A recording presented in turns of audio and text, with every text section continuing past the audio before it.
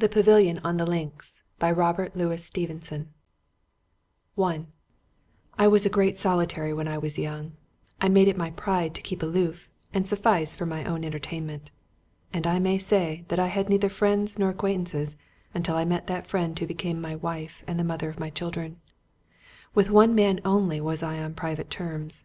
This was R. Northmour, Esquire, of Graden Easter, in Scotland. We had met at college, and though there was not much liking between us, nor even much intimacy, we were so nearly of a humour that we could associate with ease to both. Misanthropes, we believed ourselves to be, but I have thought since that we were only sulky fellows. It was scarcely a companionship, but a coexistence in unsociability. Northmour's exceptional violence of temper made it no easy affair for him to keep the peace with anyone but me, and as he respected my silent ways, and let me come and go as I pleased, I could tolerate his presence without concern. I think we called each other friends. When Northmour took his degree, and I decided to leave the university without one, he invited me on a long visit to Graden Easter, and it was thus that I first became acquainted with the scene of my adventures. The mansion house of Graden stood in a bleak stretch of country some 3 miles from the shore of the German Ocean. It was as large as a barrack, and as it had been built of a soft stone, liable to consume the eager air of the seaside, it was damp and draughty within, and half ruinous without. It was impossible for 2 young men to lodge with comfort in such a dwelling. But there stood in the northern part of the estate, in a wilderness of links and blowing sandhills, and between a plantation and the sea, a small pavilion, or belvedere, of modern design, which was exactly suited to our wants. And in this hermitage, speaking little, reading much, and rarely associating except at meals, Northmour and I spent 4 tempestuous winter months. I might have stayed longer, but one March night there sprung up between us a dispute which rendered my departure necessary. Northmour spoke hotly, I remember, and I suppose I must have made some tart rejoinder. He leaped from his chair and grappled me. I had to fight, without exaggeration, for my life, and it was only with great effort that I mastered him, for he was nearly as strong in body as myself, and seemed filled with the devil. The next morning we met on our usual terms, but I judged it more delicate to withdraw, nor did he attempt to dissuade me. It was 9 years before I revisited the neighbourhood. I travelled at that time with a tilt-cart, a tent, and a cooking-stove, tramping all day beside the waggon, and at night, whenever it was possible, gypsying in a cove of the hills or by the side of a wood. I believe I visited in this manner most of the wild and desolate regions both in England and Scotland, and, as I had neither friends nor relations, I was troubled with no correspondence, and had nothing in the nature of headquarters, unless it was the office of my solicitors, from whom I drew my income twice a year. It was a life in which I delighted, and I fully thought to have grown old upon the march, and at last died in a ditch. It was my whole business to find desolate corners, where I could camp without the fear of interruption, and hence, being in another part of the same shire, I bethought me suddenly of the Pavilion on the Links. No thoroughfare passed within 3 miles of it. The nearest town, and that was but a fisher village, was at a distance of 6 or 7. For 10 miles of length, and from a depth varying from 3 miles to half a mile, this belt of barren country lay along the sea. The beach, which was the natural approach, was full of quicksands. Indeed, I may say there is hardly a better place of concealment in the United Kingdom. I determined to pass a week in the sea-wood of Graden Easter, and making a long stage, reached it at about sundown on a wild September day. The country, I have said, was mixed sand-hills and links. Links being a Scottish name for sand which has ceased drifting and become more or less solidly covered with turf. The pavilion stood on an even space. A little behind it the wood began in a hedge of elders huddled together by the wind. In front a few tumbled sand-hills stood between it and the sea. An outcropping of rock had formed a bastion for the sand, so that there was here a promontory in the coast-line between 2 shallow bays, and just beyond the tides the rock again cropped out and formed an islet of small dimensions, but strikingly designed. The quicksands were of great extent at low water, and had an infamous reputation in the country. Close inshore, Between the islet and the promontory, it was said they would swallow a man in 4 minutes and a half. But there may have been little ground for this precision. The district was alive with rabbits, and haunted by gulls which made a continual piping about the pavilion. On summer days the outlook was bright and even gladsome, but at sundown, in September, with a high wind and a heavy surf rolling in close along the links, the place told of nothing but dead mariners and sea disaster. A ship beating to windward on the horizon, and a huge truncheon of wreck half buried in the sands at my feet, completed the innuendo of the scene. The pavilion, it had been built by the last proprietor, Northmour's uncle, a silly and prodigal virtuoso, presented little signs of age. It was 2 stories in height, Italian in design, surrounded by a patch of garden in which nothing had prospered but a few coarse flowers, and looked, with its shuttered windows, not like a house that had been deserted, but like one that had never been tenanted by man. Northmour was plainly from home, whether, as usual, sulking in the cabin of his yacht, or in one of his fitful and extravagant appearances in the world of society, I had of course no means of guessing. The place had an air of solitude that daunted even a solitary like myself. The wind cried in the chimneys with a strange and wailing note, and it was with a sense of escape, as if I were going indoors, that I turned away and, driving my cart before me, entered the skirts of the wood. The sea-wood of Graden had been planted to shelter the cultivated fields behind, and check the encroachments of the blowing sand.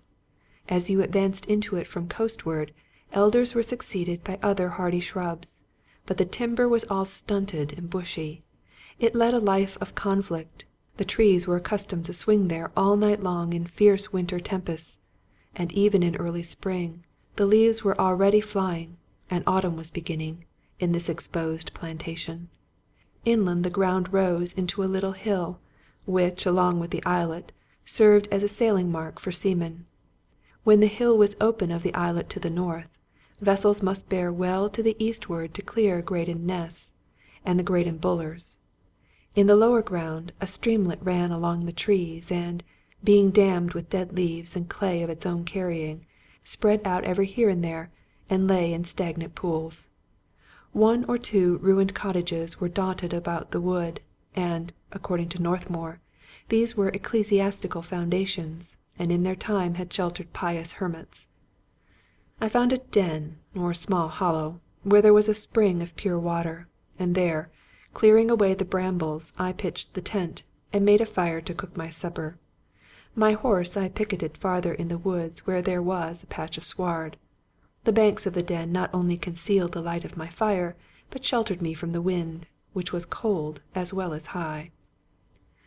The life I was leading made me both hardy and frugal. I never drank but water, and rarely eat anything more costly than oatmeal, and I required so little sleep that, although I rose with the peep of the day, I would often lie long awake in the dark or starry watches of the night. Thus in Graden Seawood, although I fell thankfully asleep by 8 in the evening, I was awake again before 11, with a full possession of my faculties, and no sense of drowsiness or fatigue. I rose, and sat by the fire, watching the trees and clouds tumultuously tossing and fleeing overhead, and hearkening to the wind and the rollers along the shore, till at length, growing weary of inaction, I quitted the den and strolled toward the borders of the wood. A young moon, buried in mist, gave a faint illumination to my steps, and the light grew brighter as I walked forth into the links. At the same moment the wind, smelling salt of the open ocean and carrying particles of sand, struck me with its full force, so that I had to bow my head. When I raised it again to look about me, I was aware of a light in the pavilion. It was not stationary, but passed from one window to another, as though some one were reviewing the different apartments with a lamp or candle. I watched it for some seconds in great surprise. When I had arrived in the afternoon, the house had been plainly deserted. Now it was as plainly occupied. It was my first idea that a gang of thieves might have broken in and be now ransacking Northmour's cupboards, which were many and not ill supplied. But what should bring thieves at Graden Easter? And, again, all the shutters had been thrown open, and it would have been more in the character of such gentry to close them. I dismissed the notion, and fell back upon another. Northmour himself must have arrived, and was now airing and inspecting the pavilion. I have said that there was no real affection between this man and me, but, had I loved him like a brother, I was then so much more in love with solitude that I should none the less have shunned his company. As it was, I turned and ran for it, and it was with genuine satisfaction that I found myself safely back beside the fire. I had escaped an acquaintance. I should have one more night in comfort. In the morning, I might either slip away before Northmour was abroad, or pay him as short a visit as I chose. But when morning came, I thought the situation so diverting that I forgot my shyness. Northmour was at my mercy. I arranged a good practical jest, though I knew well that my neighbour was not the man to jest with in security, and, chuckling beforehand over its success, took my place among the elders at the edge of the wood, whence I could command the door of the pavilion. The shutters were all once more closed, which I remembered thinking odd, and the house, with its white walls and green Venetians, looked spruce and habitable in the morning light. Hour after hour passed, and still no sign of Northmour. I knew him for a sluggard in the morning, but as it drew on toward noon, I lost my patience. To say the truth, I had promised myself to break my fast in the pavilion, and hunger began to prick me sharply. It was a pity to let the opportunity go by without some cause for mirth, but the grosser appetite prevailed, and I relinquished my jest with regret, and sallied from the wood. The appearance of the house affected me as I drew near with disquietude. It seemed unchanged since last evening, and I had expected it, I scarce knew why, to wear some external signs of habitation. But no, the windows were all closely shuttered, the chimneys breathed no smoke, and the front door itself was closely padlocked. Northmour, therefore, had entered by the back. This was the natural, and indeed the necessary conclusion, and you may judge of my surprise when, on turning the house, I found the back door similarly secured. My mind at once reverted to the original theory of thieves, and I blamed myself sharply for my last night's inaction. I examined all the windows on the lower story, but none of them had been tampered with. I tried the padlocks, but they were both secure. It thus became a problem how the thieves, if thieves they were, had managed to enter the house. They must have got, I reasoned, upon the roof of the outer house where Northmour used to keep his photographic battery, and from thence, either by the window of the study or that of my old bedroom, completed their boisterous entry. I followed what I supposed was their example, and, getting on the roof, tried the shutters of each room. Both were secure, but I was not to be beaten, and, with a little force, one of them flew open, grazing, as it did so, the back of my hand. I remember, I put the wound to my mouth, and stood for perhaps half a minute licking it like a dog, and mechanically gazing behind me over the waste links and the sea, and, in that space of time, my eye made note of a large schooner yacht some miles to the northeast. Then I threw up the window and climbed in. I went over the house, and nothing can express my mystification. There was no sign of disorder, but, on the contrary, the rooms were unusually clean and pleasant. I found fires laid, ready for lighting, 3 bedrooms prepared with a luxury quite foreign to Northmour's habits, and with water in the yews and the beds turned down, a table set for 3 in the dining-room, and an ample supply of cold meats, game, and vegetables on the pantry shelves. There were guests expected, that was plain, but why guests when Northmour hated society? And, above all, why was the house thus stealthily prepared at the dead of night? And why were the shutters closed and the doors padlocked? I effaced all traces of my visit and came forth from the window feeling sobered and concerned. The schooner yacht was still in the same place, and it flashed for a moment through my mind that this might be the Red Earl, bringing the owner of the pavilion and his guests. But the vessel's head was set the other way. 2. I returned to the den to cook myself a meal, of which I stood in great need, as well as to care for my horse, whom I had somewhat neglected in the morning. From time to time I went down to the edge of the wood, but there was no change in the pavilion, and not a human creature was seen all day upon the links. The schooner in the offing was the one touch of life within my range of vision. She, apparently with no set object, stood off and on, or lay to, hour after hour. But as the evening deepened, she drew steadily nearer. I became more convinced that she carried Northmour and his friends, and that they would probably come ashore after dark, not only because that was of a piece with the secrecy of his preparations, but because the tide would not have flowed sufficiently before 11 to cover Graden Floe, and the other sea quags that fortify the shore against invaders. All day the wind had been going down, and the sea along with it, but there was a return towards sunset of the heavy weather of the day before. The night set in pitch dark. The wind came off the sea in squalls, like the firing of a battery of cannon. Now and then there was a flaw of rain, and the surf rolled heavier with the rising tide. I was down at my observatory among the elders, when a light was run up to the masthead of the schooner, and showed she was closer in than when I had seen her by the dying daylight. I concluded that this must be a signal to Northmour's associates on shore, and, stepping forth into the links, looked around me for something in response. A small footpath ran along the margin of the wood, and formed the most direct communication between the pavilion and the mansion house, and, as I cast my eyes to that side, I saw a spark of light, not a quarter of a mile away, and rapidly approaching.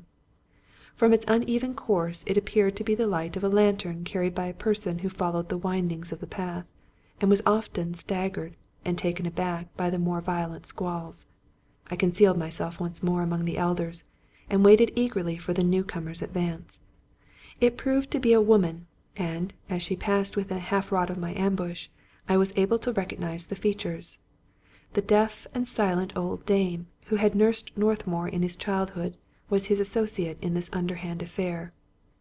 I followed her at a little distance, taking advantage of the innumerable heights and hollows, concealed by the darkness, and favoured not only by the nurse's deafness, but by the uproar of the wind and surf. She entered the pavilion, and, going at once to the upper story, opened and set a light in one of the windows that looked toward the sea. Immediately afterwards the light at the schooner's masthead was run down and extinguished. Its purpose had been attained, and those on board were sure that they were expected. The old woman resumed her preparations. Although the other shutters remained closed, I could see a glimmer going to and fro about the house, and a gush of sparks from one chimney after another soon told me that the fires were being kindled. Northmour and his guests, I was now persuaded, would come ashore as soon as there was water on the floe. It was a wild night for boat service, and I felt some alarm mingle with my curiosity as I reflected on the danger of the landing. My old acquaintance, it was true, was the most eccentric of men, but the present eccentricity was both disquieting and lugubrious to consider. A variety of feelings thus led me towards the beach, where I lay flat on my face in a hollow within 6 feet of the track that led to the pavilion. Thence I should have the satisfaction of recognizing the arrivals, and, if they should prove to be acquaintances, greeting them as soon as they landed. Some time before 11, while the tide was still dangerously low, a boat's lantern appeared close inshore, and, my attention being thus awakened, I could perceive another still far to seaward, violently tossed and sometimes hidden by the billows. The weather, which was getting dirtier as the night went on, and the perilous situation of the yacht upon a lee shore, had probably driven them to attempt a landing at the earliest possible moment. A little afterwards, 4 yachtsmen carrying a very heavy chest, and guided by a 5th with a lantern, passed close in front of me as I lay, and were admitted to the pavilion by the nurse. Then they returned to the beach and passed me a 3rd time with another chest, larger but apparently not so heavy as the first. A 3rd time they made the transit, and on this occasion one of the yachtsmen carried a leather portmanteau, and the other a lady's trunk and carriage bag. My curiosity was sharply excited. If a woman were among the guests of Northmour, it would show a change in his habits, and an apostasy from his pet theories of life, well calculated to fill me with surprise. When he and I dwelt there together, the pavilion had been a temple of misogyny, and now one of the detested sex was to be installed under its roof. I remembered one or two particulars, a few notes of daintiness and almost coquetry which had struck me the day before as I surveyed the preparations in the house. Their purpose was now clear, and I thought myself dull not to have perceived it from the first. While I was thus reflecting, a second lantern drew near me from the beach. It was carried by a yachtsman whom I had not yet seen, and who was conducting two other persons to the pavilion. These two persons were unquestionably the guests for whom the house was made ready, and, straining eye and ear, I set myself to watch them as they passed. One was an unusually tall man, in a travelling hat slouched over his eyes, and a Highland cape closely buttoned and turned up so as to conceal his face. You could make out no more of him than that he was, as I have said, unusually tall, and walked feebly with a heavy stoop. By his side, and either clinging to him or giving him support, I could not make out which, was a young, tall, and slender figure of a woman. She was extremely pale, but in the light of the lantern her face was so marred by strong and changing shadows that she might equally well have been as ugly as sin or as beautiful as I afterwards found her to be. When they were just abreast of me, the girl made some remark which was drowned by the noise of the wind. "Hush!" said her companion, and there was something in the tone with which the word was uttered that thrilled and rather shook my spirits. It seemed to breathe from a bosom labouring under the deadliest terror. I had never heard another syllable so expressive, and I still hear it again when I am feverish at night, and my mind runs upon old times. The man turned toward the girl as he spoke. I had a glimpse of much red beard and a nose which seemed to have been broken in youth, and his light eyes seemed shining in his face with some strong and unpleasant emotion. But these two passed on and were admitted in their turn to the pavilion. One by one, or in groups, the seamen returned to the beach. The wind brought me the sound of a rough voice crying, "Shove off!" Then, after a pause, another lantern drew near. It was Northmour, alone. My wife and I, a man and a woman, have often agreed to wonder how a person could be, at the same time, so handsome and so repulsive as Northmour. He had the appearance of a finished gentleman. His face bore every mark of intelligence and courage, but you had only to look at him, even in his most amiable moment, to see that he had the temper of a slaver captain. I never knew a character that was both explosive and revengeful to the same degree. He combined the vivacity of the South with the sustained and deadly hatreds of the North, and both traits were plainly written on his face, which was a sort of danger signal. In person, he was tall, strong, and active, his hair and complexion very dark, his features handsomely designed, but spoiled by a menacing expression. At that moment he was somewhat paler than by nature. He wore a heavy frown, and his lips worked, and he looked sharply round him as he walked, like a man besieged with apprehensions. And yet I thought he had a look of triumph underlying all, as though he had already done much and was near the end of an achievement. Partly from a scruple of delicacy, which I dare say came too late, partly from the pleasure of startling an acquaintance, I desired to make my presence known to him without delay. I got suddenly to my feet and stepped forward. "Northmour," said I. I have never had so shocking a surprise in all my days. He leaped on me without a word. Something shone in his hand, and he struck for my heart with a dagger. At the same moment I knocked him head over heels.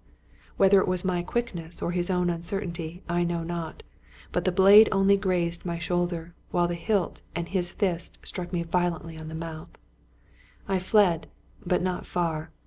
I had often and often observed the capabilities of the sandhills for protracted ambush or stealthy advances and retreats, and, not 10 yards from the scene of the scuffle, plumped down again upon the grass. The lantern had fallen and gone out. But what was my astonishment to see Northmour slip at a bound into the pavilion, and hear him bar the door behind him with a clang of iron. He had not pursued me. He had run away. Northmour, whom I knew for the most implacable and daring of men, had run away. I could scarce believe my reason, and yet in this strange business, where all was incredible, there was nothing to make a work about in an incredibility more or less. For why was the pavilion secretly prepared? Why had Northmour landed with his guests at dead of night in half a gale's wind, and with the floe scarce covered? Why had he sought to kill me? Had he not recognized my voice? I wondered. And, above all, how had he come to have a dagger ready in his hand? A dagger, or even a sharp knife, seemed out of keeping with the age in which we lived, and a gentleman landing from his yacht on the shore of his own estate, even although it was at night and with some mysterious circumstances, does not usually, as a matter of fact, walk thus prepared for deadly onslaught. The more I reflected, the further I felt at sea. I recapitulated the elements of mystery, counting them on my fingers. The pavilion secretly prepared for guests. The guests landed at the risk of their lives and to the imminent peril of the yacht. The guests, or at least one of them, in undisguised and seemingly causeless terror. Northmour with a naked weapon. Northmour stabbing his most intimate acquaintance at a word. Last, and not least strange, Northmour fleeing from the man whom he had sought to murder, barricading himself, like a hunted creature, behind the door of the pavilion. Here were at least 6 separate causes for extreme surprise, each part and parcel with the others, and forming all together one consistent story. I felt almost ashamed to believe my own senses. As I thus stood, transfixed with wonder, I began to grow painfully conscious of the injuries I had received in the scuffle, skulked round among the sand-hills, and, by a devious path, regained the shelter of the wood. On the way, the old nurse passed again within several yards of me, still carrying her lantern, on the return journey to the mansion house of Graden. This made a 7th suspicious feature in the case. Northmour and his guests, it appeared, were to cook and do the cleaning for themselves, while the old woman continued to inhabit the big empty barrack among the policies. There must surely be great cause for secrecy, when so many inconveniences were confronted to preserve it. So thinking, I made my way to the den. For greater security, I trod out the embers of the fire, and lighted my lantern to examine the wound upon my shoulder. It was a trifling hurt, although it bled somewhat freely, and I dressed it as well as I could, for its position made it difficult to reach, with some rag and cold water from the spring. While I was thus busied, I mentally declared war against Northmour and his mystery. I am not an angry man by nature, and I believe there was more curiosity than resentment in my heart. But war I certainly declared, and, by way of preparation, I got out my revolver, and, having drawn the charges, cleaned and reloaded it with scrupulous care. Next I became preoccupied about my horse. It might break loose or fall to neighing, and so betray my camp in the sea-wood. I determined to rid myself of its neighbourhood, and long before dawn I was leading it over the links in the direction of the fisher village. 3. For 2 days I sulked round the pavilion, profiting by the uneven surface of the links. I became an adept in the necessary tactics. These low hillocks and shallow dells, running one into another, became a kind of cloak of darkness for my enthralling, but perhaps dishonourable, pursuit. Yet, in spite of this advantage, I could learn but little of Northmour or his guests. Fresh provisions were brought under cover of darkness by the old woman from the mansion house. Northmour and the young lady, sometimes together, but more often singly, would walk for an hour or 2 at a time on the beach beside the quicksand. I could not but conclude that this promenade was chosen with an eye to secrecy, for the spot was open only to seaward. But it suited me not less excellently. The highest and most accidented of the sand-hills immediately adjoined, and from these, lying flat in a hollow, I could overlook Northmour or the young lady as they walked. The tall man seemed to have disappeared. Not only did he never cross the threshold, but he never so much as showed face at a window, or, at least, not so far as I could see, for I dared not creep forward beyond a certain distance in the day, since the upper floors commanded the bottoms of the links, and at night, when I could venture further, the lower windows were barricaded as if to stand a siege. Sometimes I thought the tall man must be confined to bed, for I remembered the feebleness of his gait, and sometimes I thought he must have gone clear away, and that Northmour and the young lady remained alone together in the pavilion. The idea, even then, displeased me. Whether or not this pair were man and wife, I had seen abundant reason to doubt the friendliness of their relation.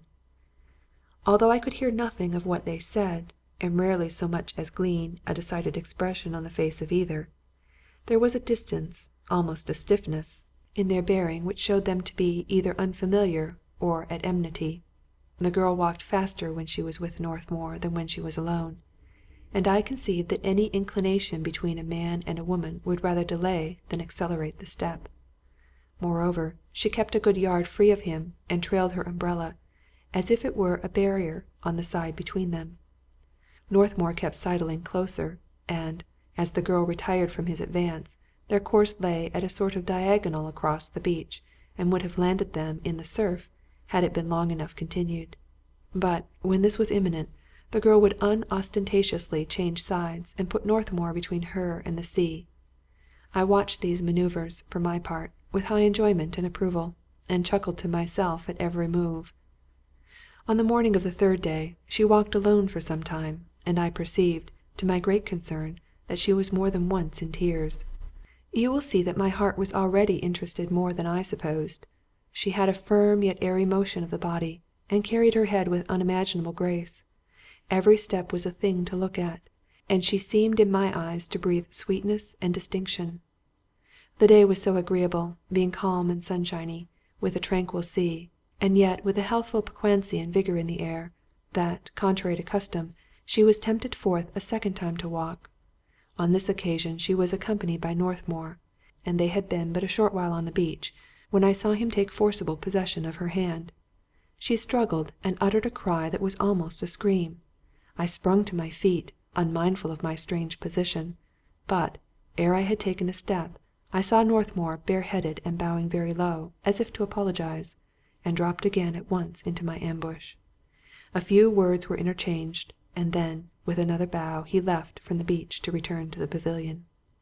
He passed not far from me, and I could see him, flushed and lowering, and cutting savagely with his cane among the grass.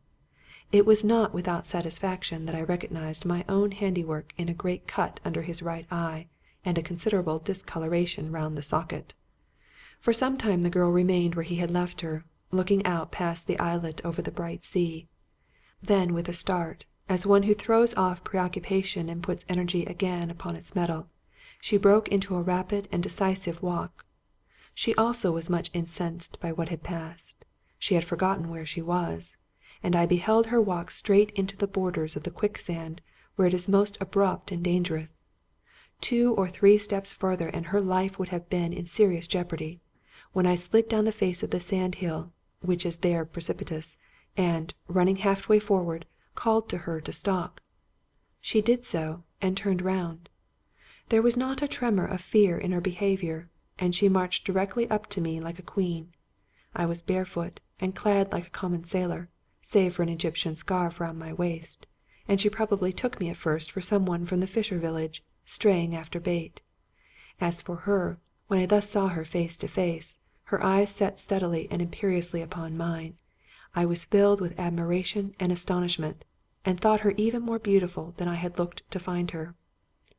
Nor could I think enough of one who, acting with so much boldness, yet preserved a maidenly air that was both quaint and engaging, for my wife kept an old-fashioned precision of manner through all her admirable life, an excellent thing in a woman, since it sets another value on her sweet familiarities. "What does this mean?" she asked. "You were walking," I told her, "directly into Graden Floe." "You do not belong to these parts," she said again. "You speak like an educated man." "I believe I have a right to that name," said I, "although in this disguise." But her woman's eyes had already detected the sash. "Oh," she said, "your sash betrays you." "You have said the word betray," I resumed. "May I ask you not to betray me? I was obliged to disclose myself in your interest, but if Northmour had learned my presence it might be worse than disagreeable for me." "Do you know," she asked, "to whom you are speaking?" "Not to Mr. Northmour's wife?" I asked by way of answer. She shook her head. All this while she was studying my face with an embarrassing intentness. Then she broke out, "You have an honest face. Be honest like your face, sir, and tell me what you want and what you are afraid of. Do you think I could hurt you? I believe you have far more power to injure me. And yet you do not look unkind. What do you mean, you, a gentleman, by skulking like a spy about this desolate place? Tell me, she said, who is it you hate? I hate no one, I answered, and I fear no one face to face. My name is Cassilis, Frank Cassilis. I lead the life of a vagabond for my own good pleasure. I am one of Northmour's oldest friends, and 3 nights ago, when I addressed him on these links, he stabbed me in the shoulder with a knife. It was you, she said. Why he did so, I continued, disregarding the interruption, is more than I can guess, and more than I care to know. I have not many friends, nor am I very susceptible to friendship, but no man shall drive me from a place by terror. I had camped in the Graden Sea Wood, ere he came. I camp in it still. If you think I mean harm to you or yours, madam, the remedy is in your hand. Tell him that my camp is in Hemlock Den, and tonight he can stab me in safety while I sleep. With this I doffed my cap to her, and scrambled up once more among the sandhills. I do not know why, but I felt a prodigious sense of injustice, and felt like a hero and a martyr, while, as a matter of fact, I had not a word to say in my defence, nor so much as one plausible reason to offer for my conduct. I had stayed at Graden out of a curiosity natural enough, but undignified, and though there was another motive growing in along with the first, it was not one which, at that period, I could have properly explained to the lady of my heart. Certainly, that night, I thought of no one else, and though her whole conduct and position seemed suspicious, I could not find it in my heart to entertain a doubt of her integrity. I could have staked my life that she was clear of blame, and, though all was dark at the present, that the explanation of the mystery would show her part in these events to be both right and needful. It was true, let me cudgel my imagination as I pleased, that I could invent no theory of her relations to Northmour, but I felt none the less sure of my conclusion, because it was founded on instinct in place of reason, and, as I may say, went to sleep that night with the thought of her under my pillow. Next day she came out about the same hour alone, and as soon as the sandhills concealed her from the pavilion, drew nearer to the edge and called me by name in guarded tones. I was astonished to observe that she was deadly pale, and seemingly under the influence of strong emotion. "Mr. Cassilis!" she cried. "Mr. Cassilis!" I appeared at once, and leaped down upon the beach. A remarkable air of relief overspread her countenance as soon as she saw me. "Oh!" she cried with a hoarse sound, like one whose bosom had been lightened of a weight, and then, "Thank God you are still safe!" she added. "I knew if you were you would be here." Was this not strange? So swiftly and wisely does nature prepare our hearts for these great lifelong intimacies, that both my wife and I had been given a presentiment on this the second day of our acquaintance. I had even then hoped that she would seek me. She had felt sure that she would find me. "Do not," she went on swiftly, "do not stay in this place. Promise me that you will sleep no longer in that wood. You do not know how I suffer. All last night I could not sleep for thinking of your peril." "Peril," I repeated. "Peril from whom? From Northmour?" "Not so," she said. "Do you think I would tell him after what you said?" "Not from Northmour," I repeated. "Then how? From whom? I see none to be afraid of." "You must not ask me," was her reply, "for I am not free to tell you. Only believe me, and go hence. Believe me, and go away quickly, quickly, for your life." An appeal to his alarm is never a good plan to rid oneself of a spirited young man. My obstinacy was but increased by what she said, and I made it a point of honour to remain. And her solicitude for my safety still more confirmed me in the resolve. "You must not think me inquisitive, madam," I replied. "But if Graden is so dangerous a place, you yourself perhaps remain here at some risk." She only looked at me reproachfully. "You and your father," I resumed, but she interrupted me almost with a gasp. "My father! How do you know that?" she cried.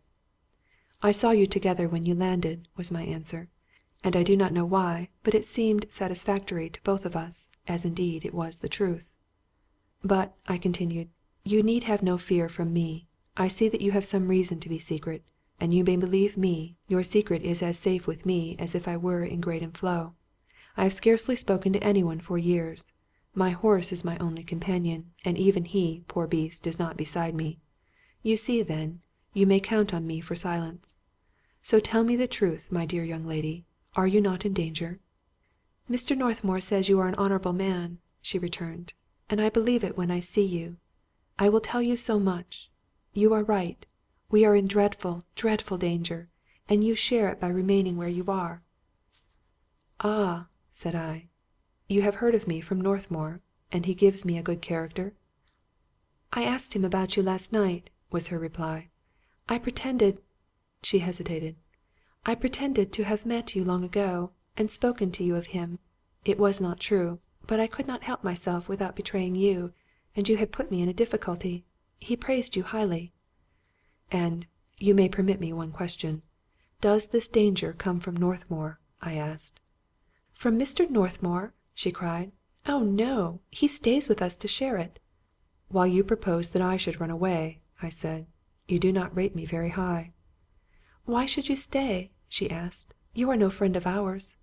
I know not what came over me, for I had not been conscious of a similar weakness since I was a child, but I was so mortified by this retort that my eyes pricked and filled with tears as I continued to gaze upon her face. "No, no," she said in a changed voice. "I did not mean the words so unkindly." "It was I who offended," I said, and I held out my hand with a look of appeal that somehow touched her, for she gave me hers at once, and even eagerly. I held it for a while in mine, and gazed into her eyes. It was she who first tore her hand away, and, forgetting all about her request and the promise she had sought to extort, ran at the top of her speed and without turning, till she was out of sight. And then I knew that I loved her, and thought in my heart that she herself, was not indifferent to my suit. Many a time has she denied it in after days, but it was with a smiling and not a serious denial. For my part, I am sure our hands would not have lain so closely in each other if she had not begun to melt to me already. And, when all is said, it is no great contention, since, by her own avowal, she began to love me on the morrow. And yet on the morrow very little took place. She came and called me down as on the day before, upbraided me for lingering at Graden, and, when she found I was still obdurate, began to ask me more particularly as to my arrival. I told her by what series of accidents I had come to witness their disembarkation, and how I had determined to remain, partly from the interest which had been awakened in me by Northmour's guests, and partly because of his own murderous attack. As to the former, I fear I was disingenuous, and led her to regard herself as having been an attraction to me from the first moment that I saw her on the links. It relieves my heart to make this confession even now, when my wife is with God, and already knows all things, and the honesty of my purpose even in this. For while she lived, although it often pricked my conscience, I had never the hardihood to undeceive her. Even a little secret, in such a married life as ours, is like the rose-leaf which kept the princess from her sleep.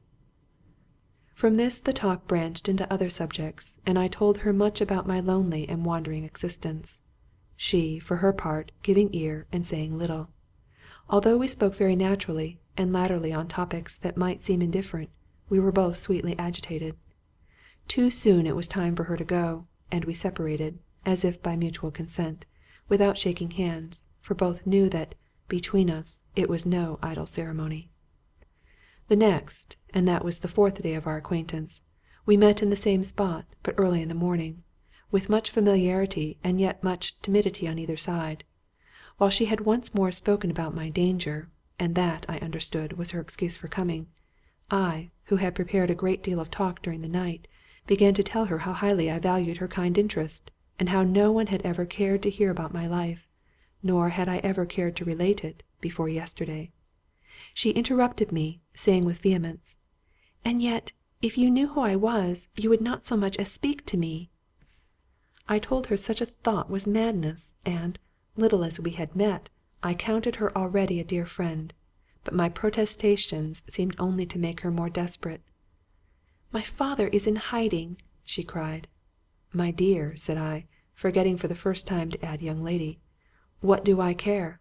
If I were in hiding 20 times over, would it make one thought of change in you?" "Ah, but the cause!" she cried. "The cause! It is She faltered for a second. "It is disgraceful to us."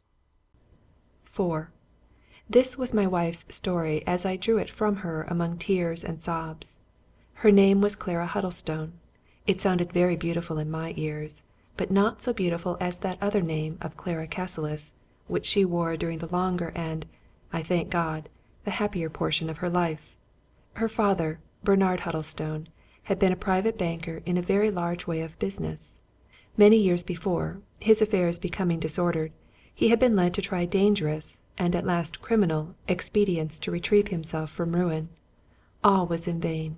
He became more and more cruelly involved, and found his honour lost at the same moment with his fortune. About this period, Northmour had been courting his daughter with great assiduity, though with small encouragement, and to him, knowing him thus disposed in his favour, Bernard Huddlestone turned for help in his extremity. It was not merely ruin and dishonour, nor merely a legal condemnation that the unhappy man had brought upon his head. It seemed he could have gone to prison with a light heart. What he feared, what kept him awake at night or recalled him from slumber into frenzy, was some secret, sudden, and unlawful attempt on his life. Hence he desired to bury his existence and escape to one of the islands in the South Pacific, and it was in Northmour's yacht, the Red Earl, that he designed to go. The yacht picked them up clandestinely upon the coast of Wales, and had once more deposited them at Graden, till she could be refitted and provisioned for the longer voyage. Nor could Clara doubt that her hand had been stipulated as the price of passage, for, although Northmour was neither unkind nor even discourteous, he had shown himself in several instances somewhat overbold in speech and manner. I listened, I need not say, with fixed attention, and put many questions as to the more mysterious part. It was in vain. She had no clear idea of what the blow was, nor of how it was expected to fall.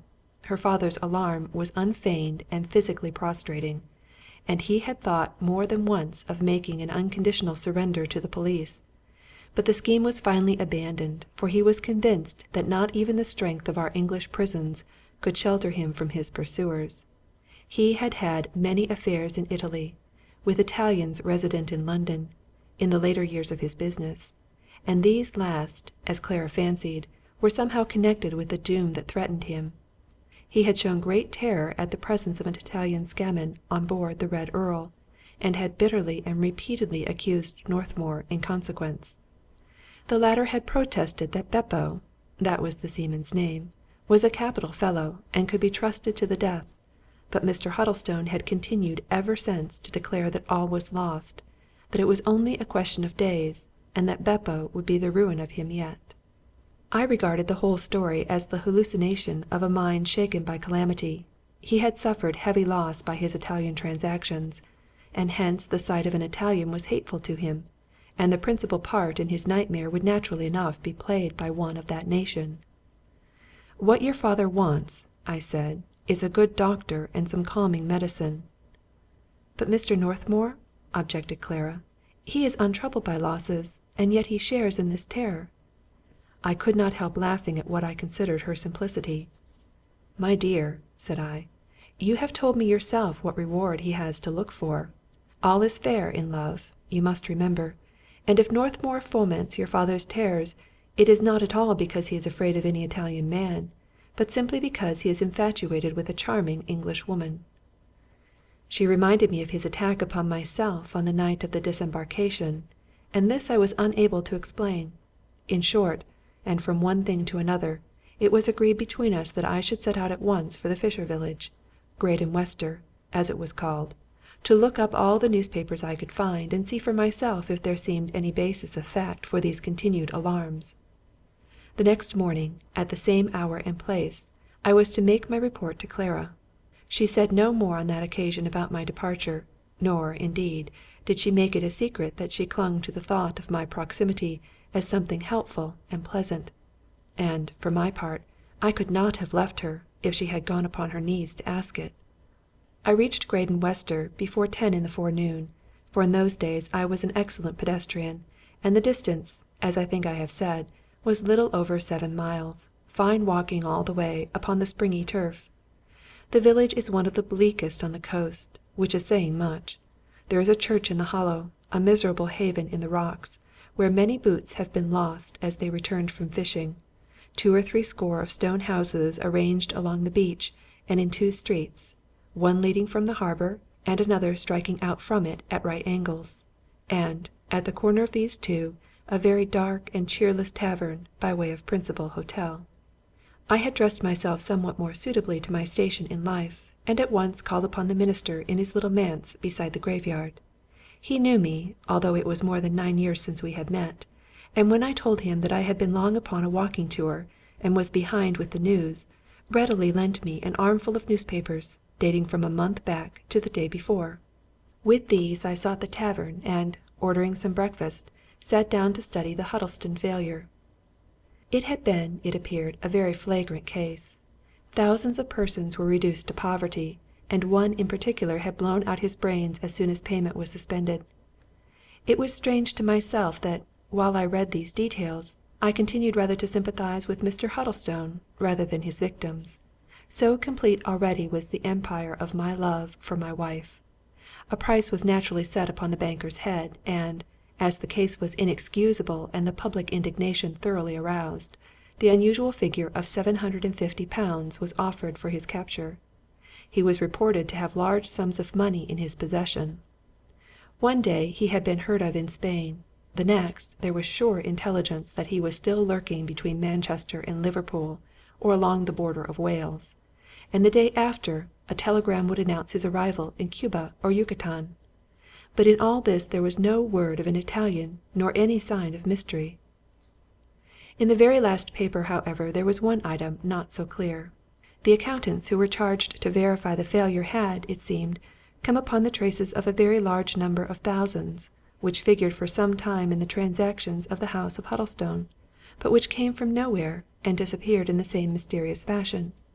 It was only once referred to by name, and then under the initials X.X., but it had plainly been floated for the first time into the business at a period of great depression some 6 years ago. The name of a distinguished royal personage had been mentioned by rumour in connection with this sum. The cowardly desperado, such, I remember, was the editorial expression, was supposed to have escaped with a large part of this mysterious fund still in his possession. I was still brooding over the fact, and trying to torture it into some connection with Mr. Huddlestone's daughter, when a man entered the tavern and asked for some bread and cheese with a decided foreign accent. "Siete Italiano?" said I. "Si, signor," was his reply. I said it was unusual far north to find one of his compatriots, at which he shrugged his shoulders, and replied that a man would go anywhere to find work. What work he could hope to find at Graden Wester I was totally unable to conceive, and the incident struck so unpleasantly upon my mind that I asked the landlord, while he was seen counting me some change, whether he had ever before seen an Italian in the village. He said he had once seen some Norwegians, who had been shipwrecked on the other side of Graden Ness, and rescued by the lifeboat from Called Haven. "No," said I, "but an Italian, like the man who has just had bread and cheese." "What!" cried he, "yon black-avised fellow with the teeth? Was he an Italian? Weel, yon's the first that I ever saw, and I dare say he's like to be the last." Even as he was speaking, I raised my eyes and, casting a glance into the street, beheld 3 men in earnest conversation together, not 30 yards away. One of them was my recent companion in the tavern parlour. The other 2, by their handsome sallow features and soft hats, should evidently belong to the same race. A crowd of village children stood around them, gesticulating and talking gibberish in imitation. The trio looked singularly foreign to the bleak dirty street in which they were standing, and the dark grey heaven that overspread them, and I confess my incredulity received at that moment a shock from which it never recovered. I might reason with myself as I pleased, but I could not argue down the effect of what I had seen, and I began to share in the Italian terror. It was already drawing toward the close of day before I returned the newspapers to the manse, and got well forward on to the links on my way home. I shall never forget that walk. It grew very cold and boisterous. The wind sung in the short grass about my feet. Thin rain showers came running on the gusts, and an immense mountain range of clouds began to arise out of the bosom of the sea. It would be hard to imagine a more dismal evening, and whether it was from these external influences, or because my nerves were already affected by what I had heard and seen, my thoughts were as gloomy as the weather. The upper windows of the pavilion commanded a considerable spread of links in the direction of Graden Wester. To avoid observation, it was necessary to hug the beach until I had gained cover from the higher sandhills on the little headland, when I might strike across, through the hollows, for the margin of the wood.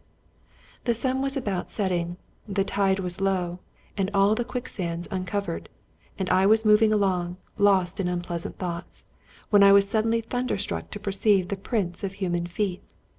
They ran parallel to my own course, but low down upon the beach, instead of along the border of the turf, and, when I examined them, I saw at once, by the size and coarseness of the impression, that it was a stranger to me and to those of the pavilion who had recently passed that way.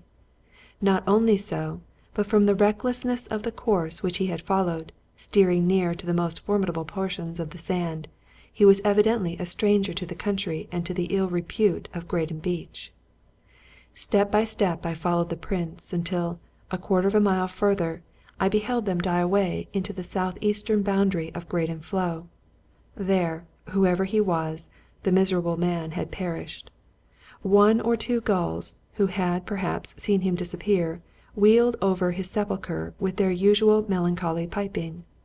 The sun had broken through the clouds by a last effort, and coloured the wide level of quicksands with a dusky purple. I stood for some time gazing at the spot, chilled and disheartened by my own reflections, with a strong and commanding consciousness of death. I remember wondering how long the tragedy had taken, and whether his screams had been audible at the pavilion.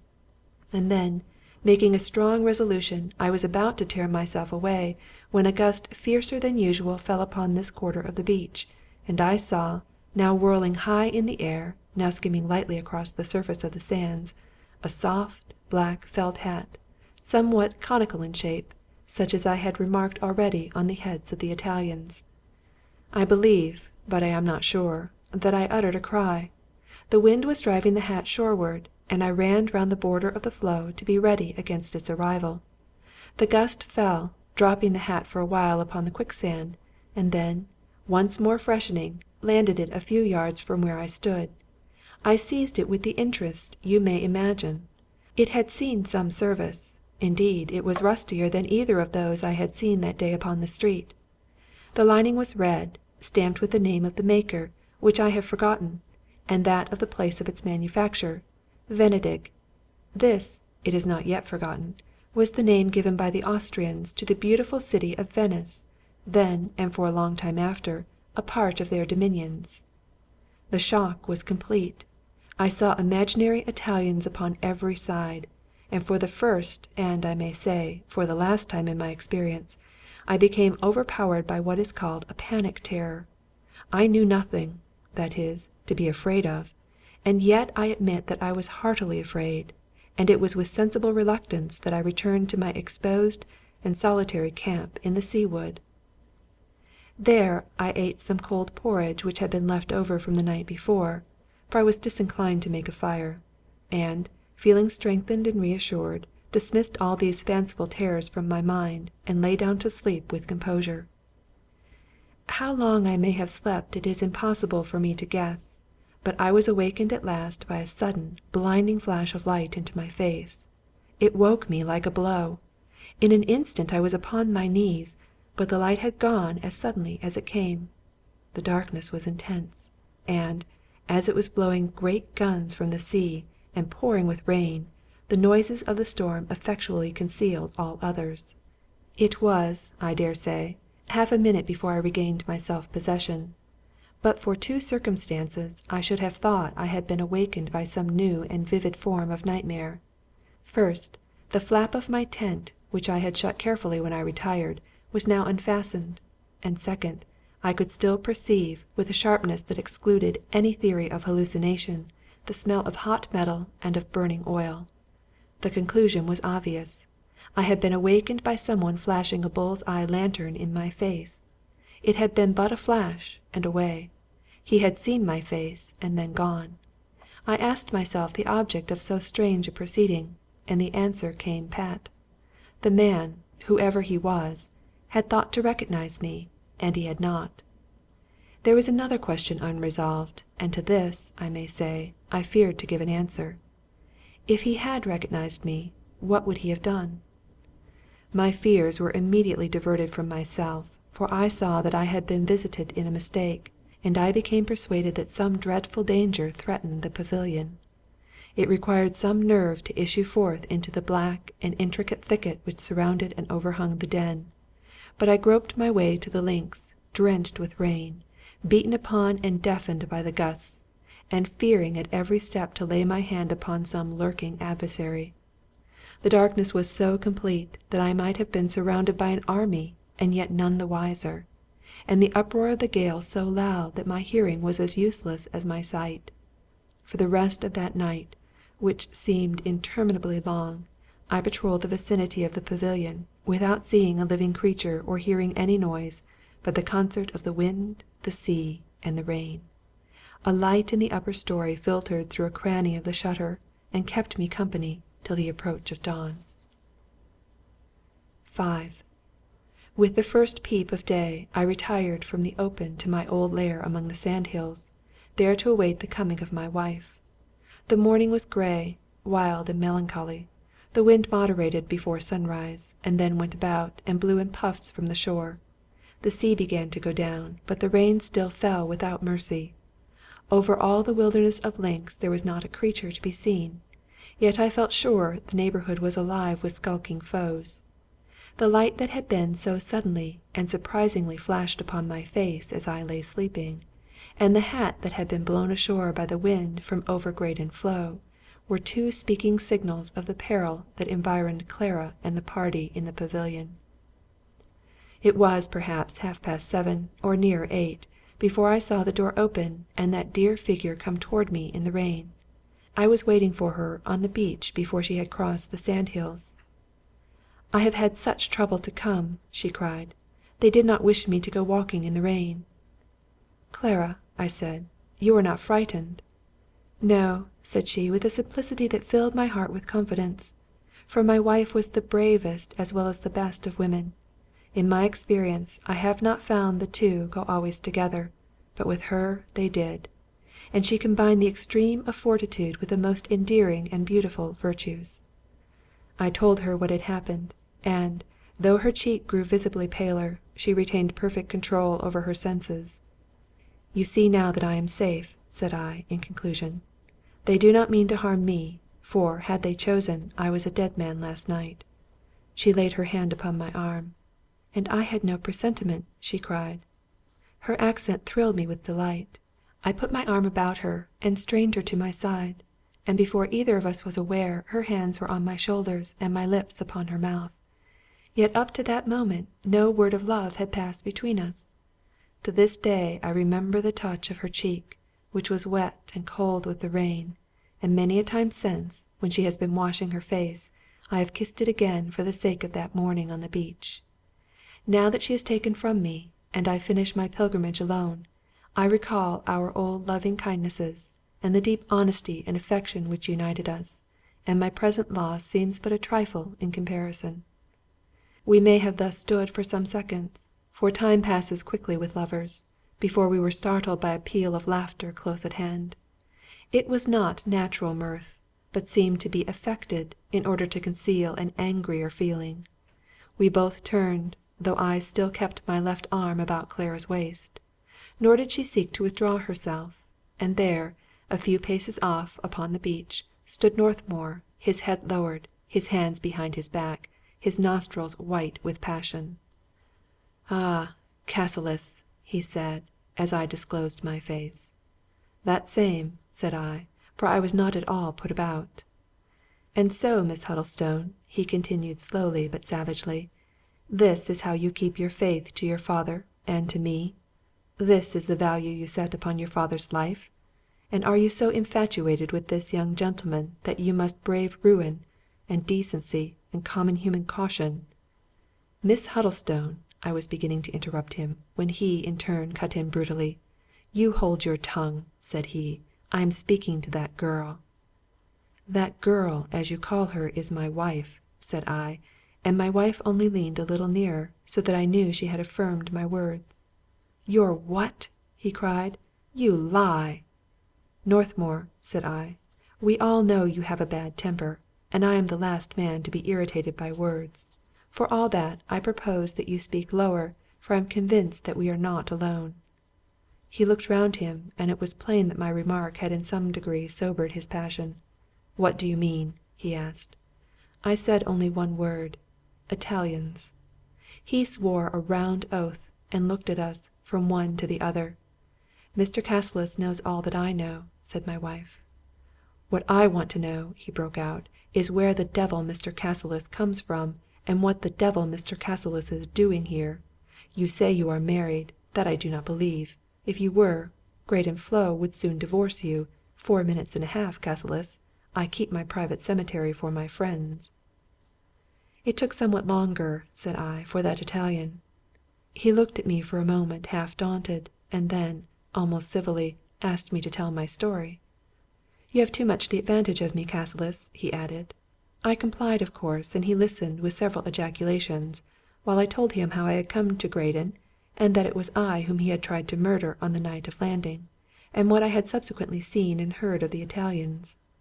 Well, said he, when I had done, it is here at last. There is no mistake about that. And what, may I ask, do you propose to do? I propose to stay with you and lend a hand, said I. You are a brave man, he returned, with a peculiar intonation. I am not afraid, said I.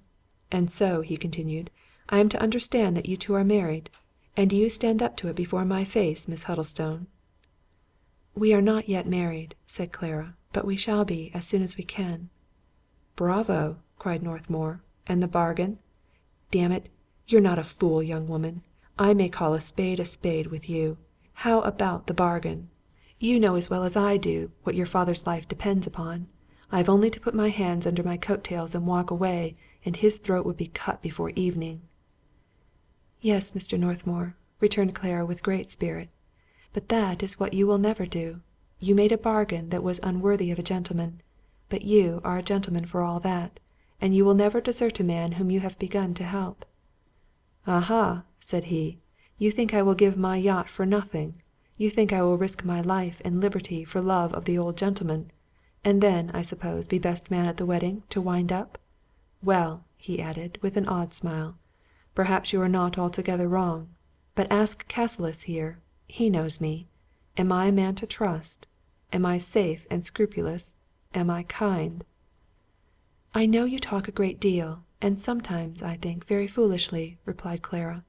But I know you are a gentleman, and I am not the least afraid. He looked at her with a peculiar approval and admiration.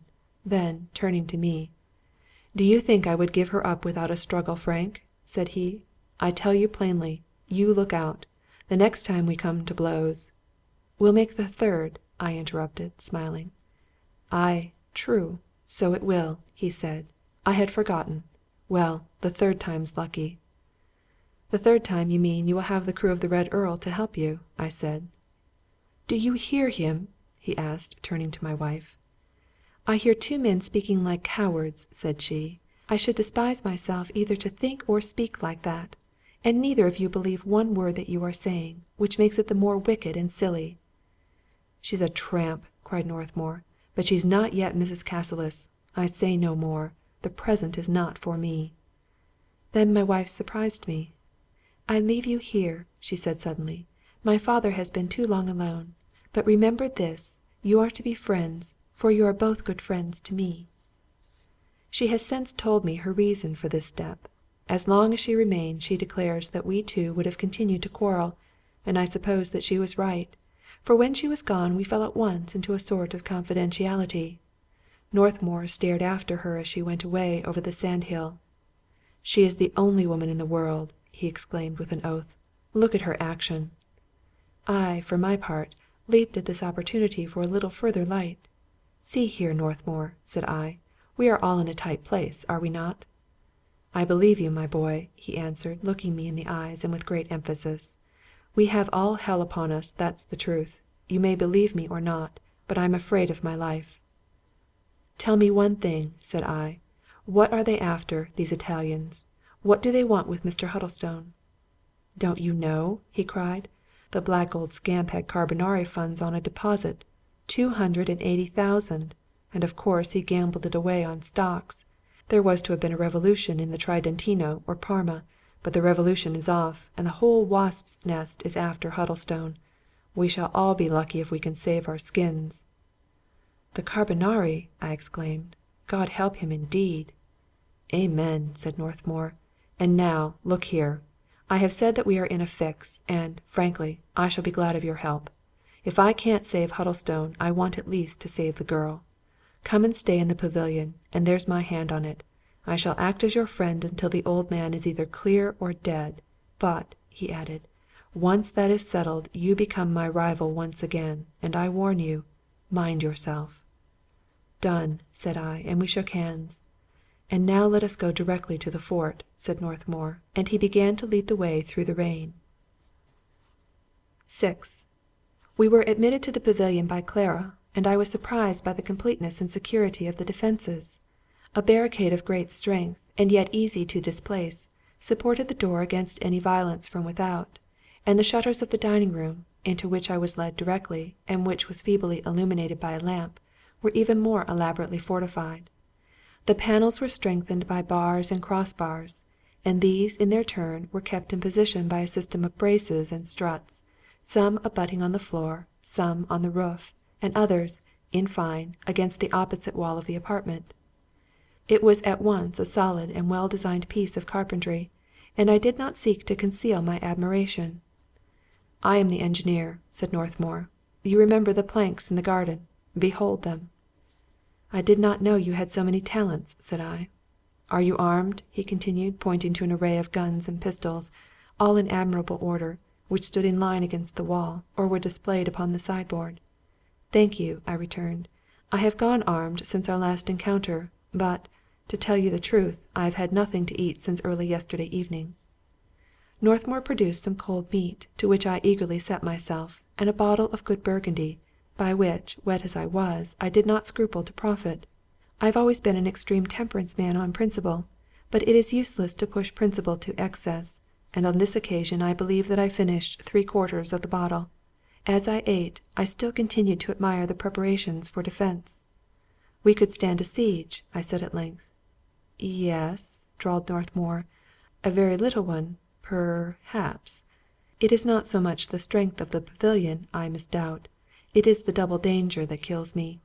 If we get to shooting, wild as the country is, some one is sure to hear it, and then, why that's the same thing, only different, as they say, caged by law or killed by Carbonari. There's the choice. It is a devilish bad thing to have the law against you in this world, and so I tell the old gentleman upstairs. He is quite of my way of thinking. Speaking of that, said I, what kind of person is he? Oh, he, cried the other. He's a rancid fellow, as far as he goes. I should like to have his neck wrung tomorrow by all the devils in Italy. I am not in this affair for him. You take me? I made a bargain for Missy's hand, and I mean to have it too. That, by the way, said I understand.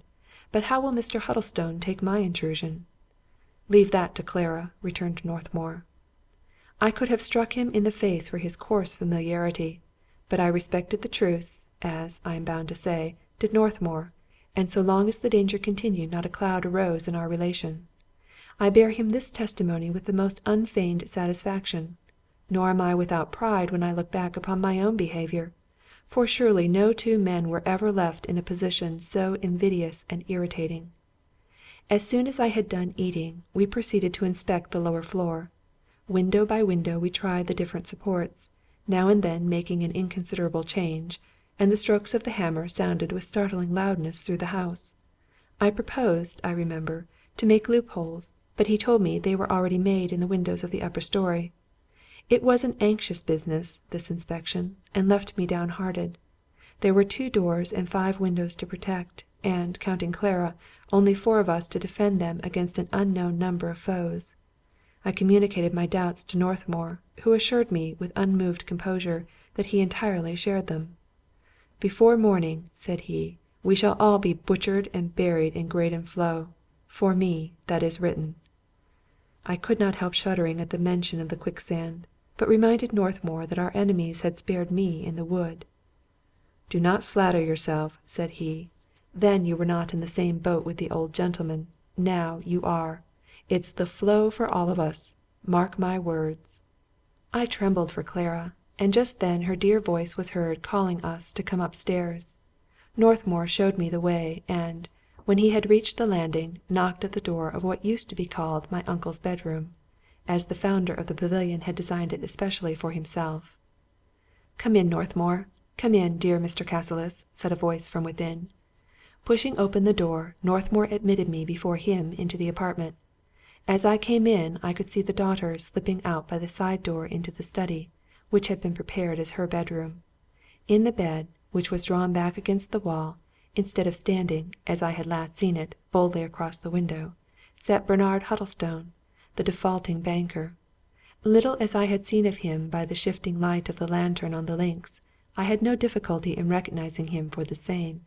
He had a long and sallow countenance, surrounded by long red beard and side whiskers.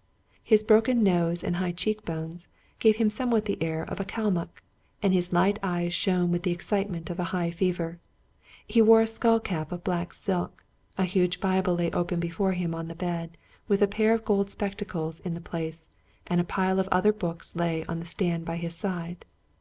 The green curtains lent a cadaverous shade to his cheeks, and, as he sat propped on pillows, his great stature was painfully hunched, and his head protruded till it overhung his knees.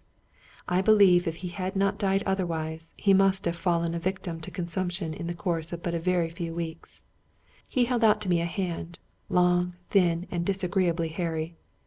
Come in, Mr. Cassilis," said he. Another protector, always welcome as a friend of my daughter's, Mr. Cassilis. How they have rallied about me, my daughter's friends! May God in heaven bless and reward them for it." I gave him my hand, of course, because I could not help it, but the sympathy I had been prepared to feel for Clara's father was immediately soured by his appearance and the wheedling, unreal tones in which he spoke.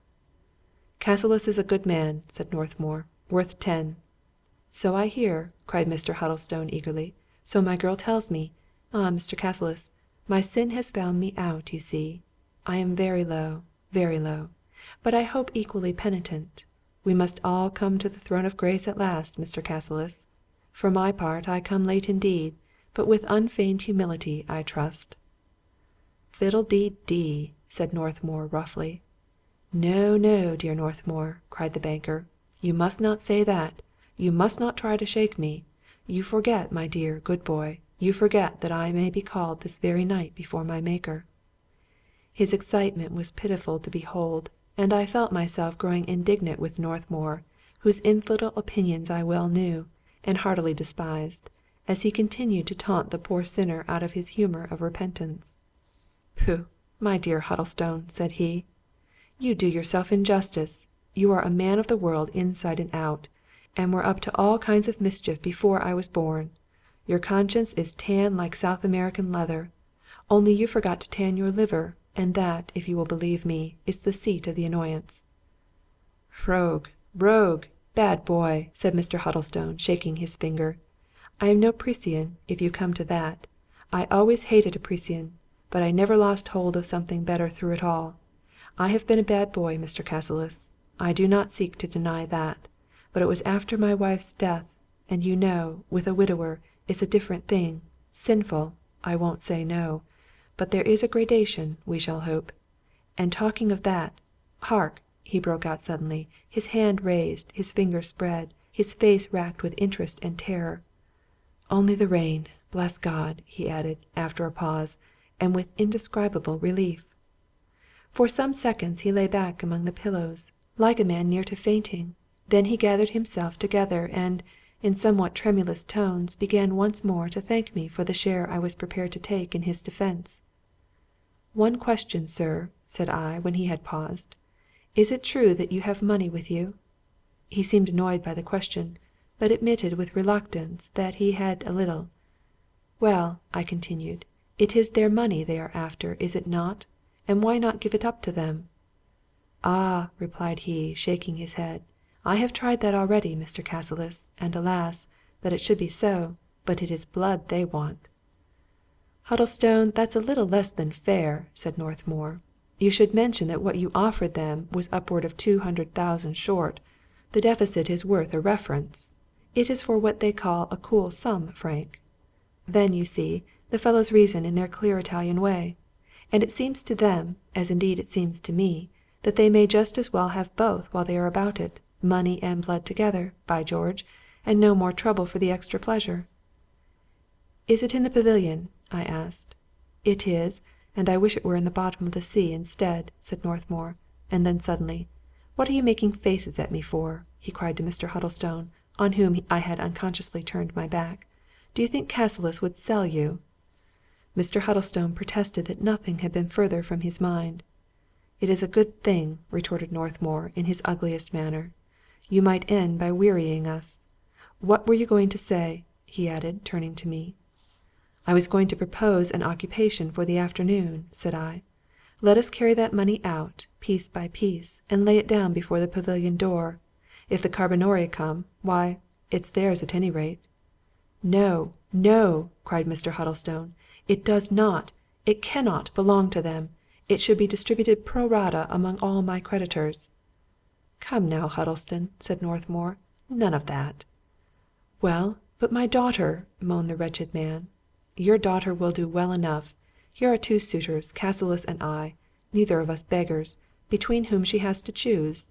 And as for yourself, to make an end of arguments, you have no right to a farthing, and, unless I'm much mistaken, you are going to die." It was certainly very cruelly said, but Mr. Huddlestone was a man who attracted little sympathy, and, although I saw him wince and shudder, I mentally endorsed the rebuke; nay, I added a contribution of my own. "Northmour and I said, "are willing enough to help you save your life, but not to escape with stolen property." He struggled for a while with himself, as though he were on the point of giving way to anger, but prudence had the best of the controversy. "My dear boys," he said, "do with me or my money what you will. I leave it all in your hands. Let me compose myself." And so we left him, gladly enough, I am sure. The last that I saw, he had once more taken up his great Bible, and with tremulous hands was adjusting his spectacles to read. 7.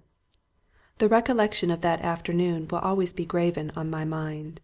Northmour and I were persuaded that an attack was imminent, and if it had been in our power to alter in any way the order of events, that power would have been used to precipitate rather than delay the critical moment. The worst was to be anticipated, yet we could conceive no extremity so miserable as the suspense we were now suffering. I have never been an eager, though always a great, reader, but I never knew books so insipid as those which I took up and cast aside that afternoon in the Pavilion. Even talk became impossible as the hours went on. One or other was always listening for some sound, or peering from an upstairs window over the links, and yet not a sign indicated the presence of our foes.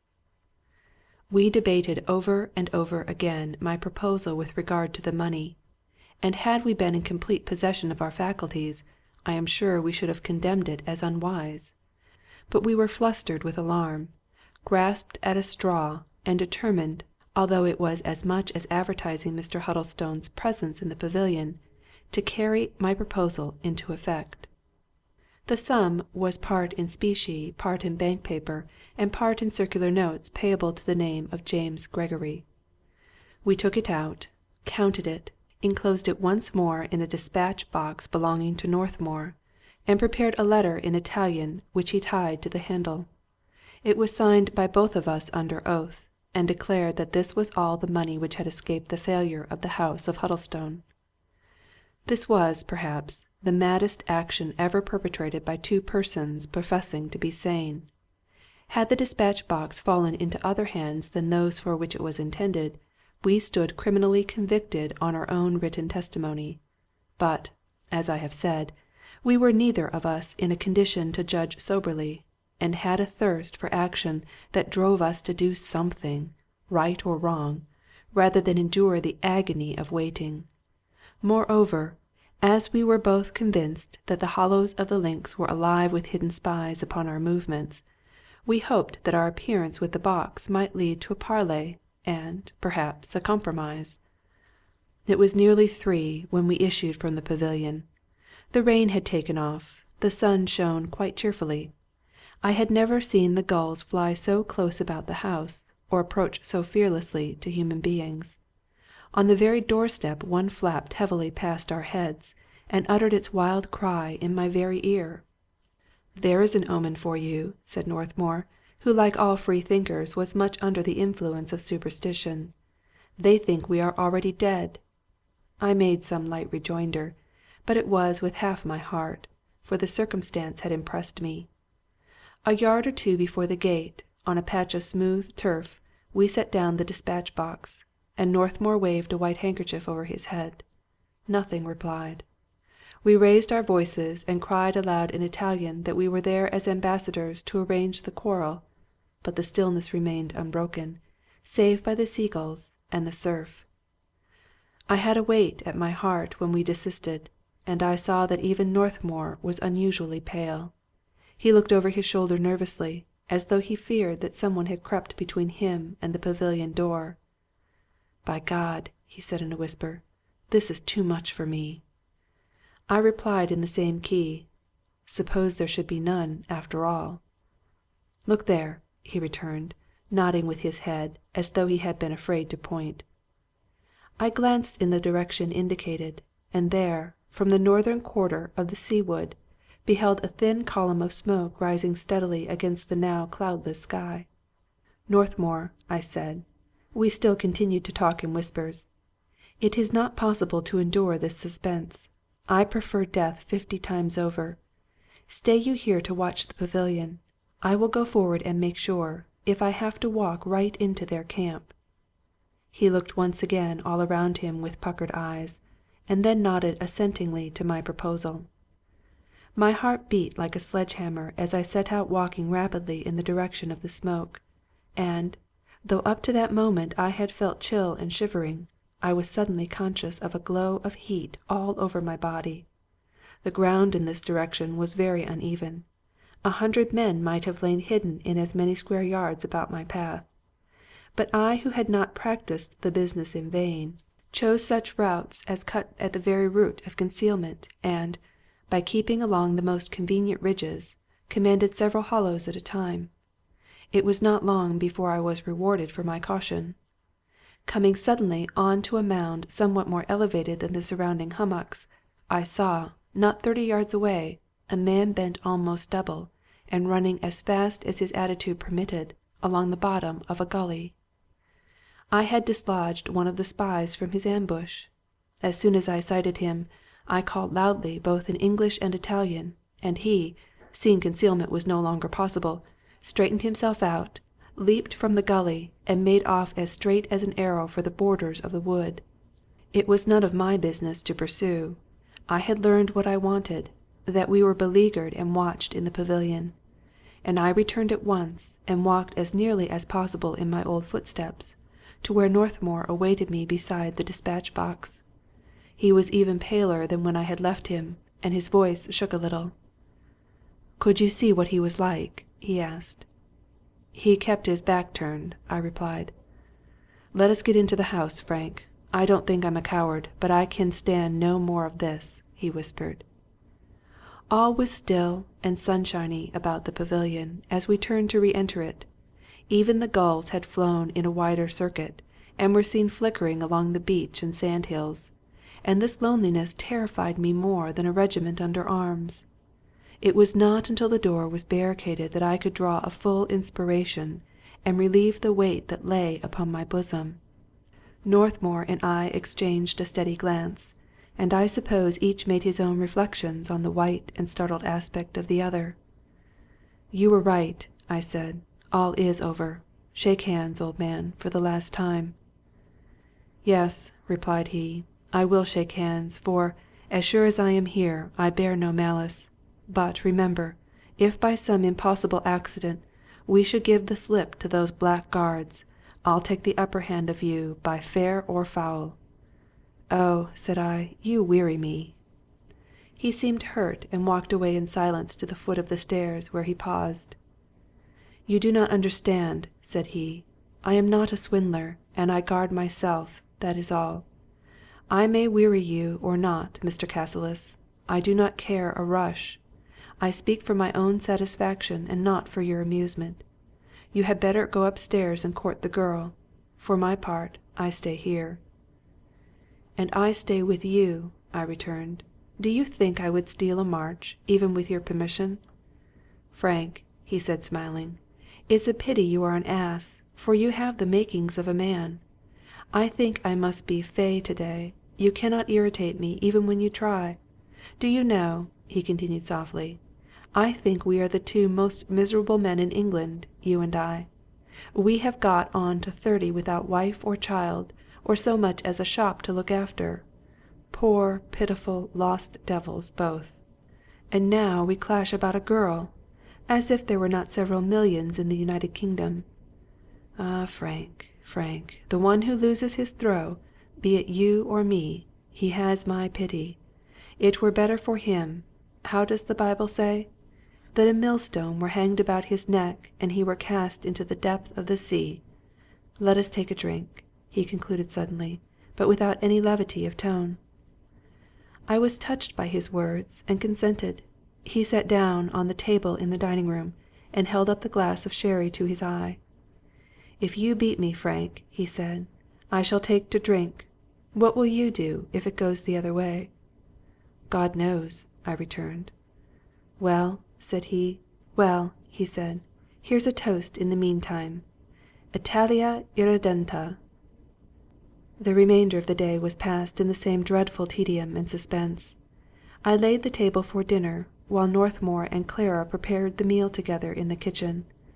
I could hear their talk as I went to and fro, and was surprised to find it ran all the time upon myself. Northmour again bracketed us together, and rallied Clara on a choice of husbands, but he continued to speak of me with some feeling, and uttered nothing to my prejudice, unless he included himself in the condemnation. This awakened a sense of gratitude in my heart, which combined with the immediateness of our peril to fill my eyes with tears. After all, I thought, and perhaps the thought was laughably vain, we were here 3 very noble human beings to perish in defence of a thieving banker. Before we sat down to table, I looked forth from an upstairs window. The day was beginning to decline. The links were utterly deserted. The dispatch box still lay untouched where we had left it hours before.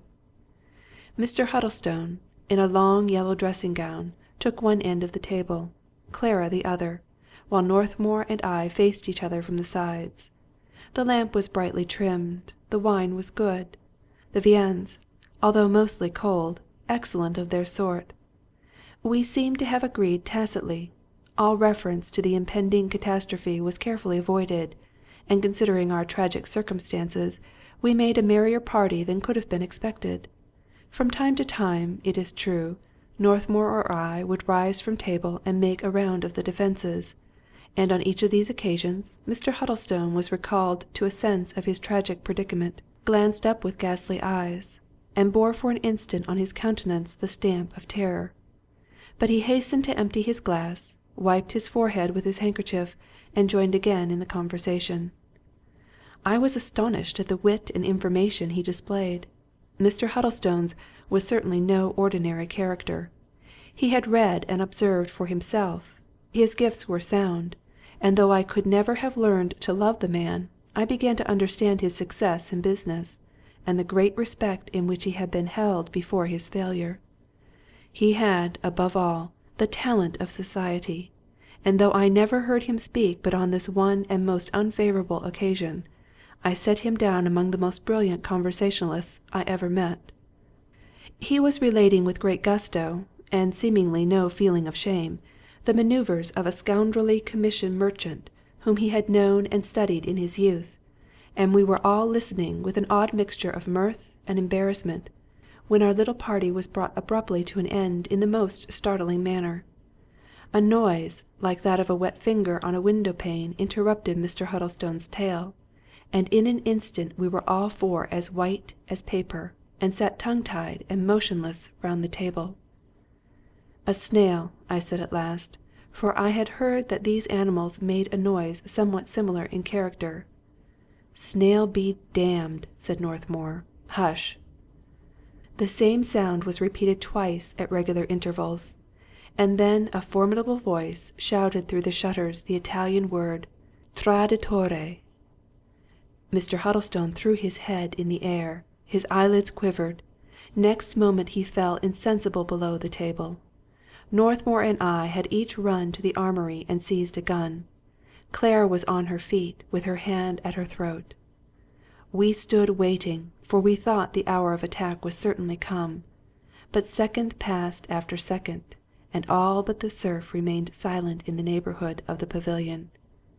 "Quick," said Northmour, "upstairs with him before they come." 8. Somehow or other, by hook and crook, and between the three of us, we got Bernard Huddlestone bundled upstairs and laid on the bed in my uncle's room. During the whole process, which was rough enough, he gave no sign of consciousness, and he remained, as we had thrown him, without changing the position of a finger. His daughter opened his shirt and began to wet his head and bosom, while Northmour and I ran to the window. The weather continued to clear. The moon, which was now about full, had risen and shed a very clear light upon the links. Yet, strain our eyes as we might, we could distinguish nothing moving. A few dark spots, more or less, on the uneven expanse were not to be identified. They might be crouching men, they might be shadows. It was impossible to be sure. "Thank God," said Northmour, "Aggie is not coming tonight." Aggie was the name of the old nurse. He had not thought of her until now, but that he should think of her at all was a trait that surprised me in the man. We were again reduced to waiting. Northmour bent to the fireplace and spread his hands before the red embers, as if he were cold. I followed him mechanically with my eyes, and in so doing turned my back upon the window. At that moment a very faint report was audible from without, and a ball shivered a pane of glass, and buried itself in the shutter 2 inches from my head. I heard Clara scream, and though I whipped instantly out of range and into a corner, she was there, so to speak, before me, beseeching to know if I were hurt. I felt that I could stand to be shot at every day and all day long, with such remarks of solicitude for a reward, and I continued to reassure her with the tenderest caresses and in complete forgetfulness of our situation, till the voice of Northmour recalled me to myself. "An air-gun," he said. "They wish to make no noise." I put Clara aside and looked at him. He was standing with his back to the fire and his hands clasped behind him, and I knew by the black look on his face that passion was boiling within. I had seen just a look before he attacked me that March night in the adjoining chamber, and though I could make every allowance for his anger, I confess I trembled for the consequences. He gazed straight before him, but he could see us with the tail of his eye, and his temper kept rising like a gale of wind. With regular battle awaiting us outside, this prospect of an internecine strife within the walls began to daunt me. Suddenly, as I was thus closely watching his expression and prepared against the worst, I saw a change, a flash, a look of relief upon his face. He took up the lamp which stood beside him on the table, and turned to us with an air of some excitement. "There is one point we must know," said he. "Are they going to butcher the lot of us, or only Huddlestone? Did they take you for him, or fire at you for your own Boyer?" "They took me for him, for certain," I replied. "I am near as tall, and my head is fair." "I am going to make sure," returned Northmour, and he stepped up to the window, holding the lamp above his head, and stood there, quietly affronting death, for half a minute. Clara sought to rush forward and pull him from the place of danger, but I had the pardonable selfishness to hold her back by force. "Yes," said Northmour, turning coolly from the window, "it is only Huddlestone they want." "Oh, Mr. Northmour!" cried Clara, but found no more to add, the temerity she had just witnessed seeming beyond the reach of words. He, on his part, looked at me, cocking his head, with a fire of triumph in his eyes, and I understood at once that he had thus hazarded his life merely to attract Clara's notice, and depose me from my position as the hero of the hour. He snapped his fingers. "The fire is only beginning," he said. "When they warm up to their work they won't be so particular." A voice was now heard hailing us from the entrance. From the window we could see the figure of a man in the moonlight, his face uplifted to ours, and a rag of something white on his extended arm, and as we looked right down upon him, though he was a good many yards distant on the links, we could see the moonlight glitter on his eyes. He opened his lips again and spoke for some minutes on end, in a key so loud that he might have been heard in every corner of the pavilion, and as far away as the borders of the wood. It was the same voice that had already shouted "Traditore" through the shutters of the dining-room. This time it made a complete and clear statement. If the traitor Huddlestone were given up, all others should be spared.